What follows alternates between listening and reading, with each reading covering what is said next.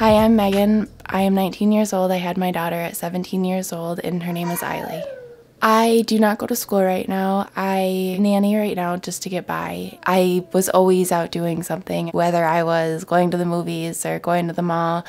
I could spend money on whatever I wanted to. Now I spend most of my days with Eiley. We go to the park or go to the mall, but I can't. When we go to the mall, I get stuff for her. I go to Children's Place, not American Eagle anymore. Things have definitely changed quite a bit. Your friends, when they first find out, they're like, wow, you're gonna have a baby, that's exciting. Like, I can't believe, that's awesome. We're gonna have an awesome baby shower. I'm gonna give your baby all this. All that, and it never turns out that way. I have so many friends that went to college and I don't talk to them. I mean, they've got their own thing going on and I'm home with a baby. Nobody checks up on us or anything like that anymore. It's just me and Eiley, and I have the baby, and they're out at the dorm parties. I get her up, I give her breakfast, she has her morning bath. I don't get a break often, really at all. Doesn't matter where you're going, you do not get a break. If I want to go to lunch with my friends, I take Eiley. If I want to go to the mall, she goes with me. I spend every day with her. I mean, from the time I wake up till the time I go to bed, she's with me. I never expected to, not even be able to use the bathroom by myself. Well, stuff like this.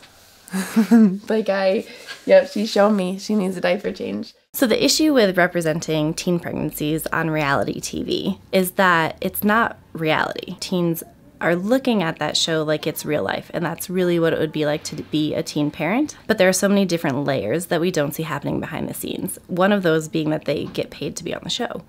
And so those effects can be really negative if we're not helping teens process that information. In social media and Teen Mom, all that stuff, they make it seem kind of like a walk in the park. They glamorize it. If you are around a teen who's watching a lot of 16 and Pregnant, it's really important to talk with them about what they're seeing on the screen and to really bring up the fact that there are things happening behind the scenes that we don't know about, and that real life isn't going to be like a TV show. I didn't realize how much my life would change.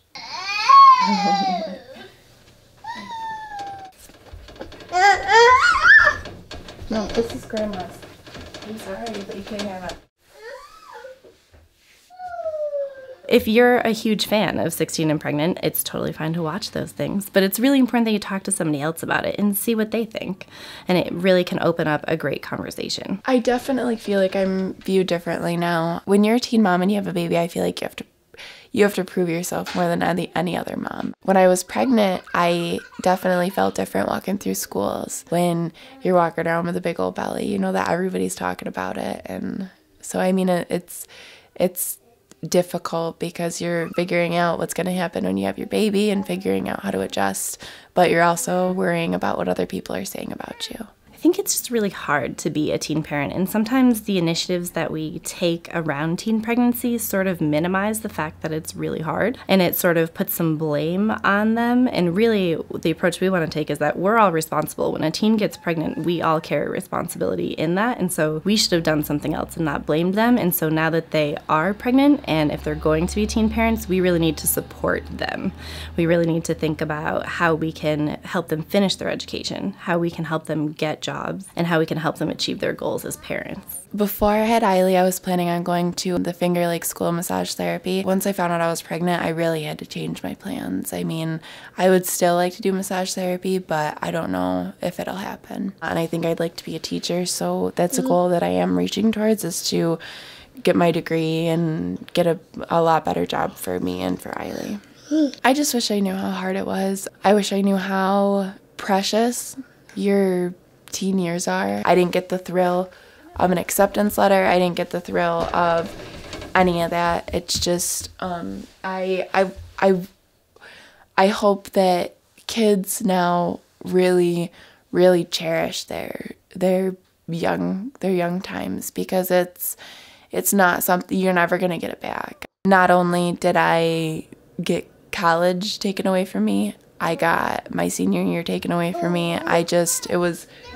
There's a lot of things you get taken away that that you can't help, but sometimes it has to happen when you make the choices to have a baby or not have safe sex. In our communities, we really haven't seen everyone coming together to work against teen pregnancy. So we'd really like to see schools and parents and community members and people of faith coming all together to talk about this issue, recognize it as an issue, and then take action together as a holistic unit after that. And that's really what we need to do to change the norms in our area. It's definitely hard. I don't have an escape. I feel like every kid or every young adult should have an escape. Anything that could be done I think is completely necessary to kind of lower the risk of teen pregnancy. There are tons of resources, support, and education for teens in our community. If you are pregnant or a young parent and need help, or if you want more information on making sexually responsible decisions, dial 211 or visit 211helpline.org.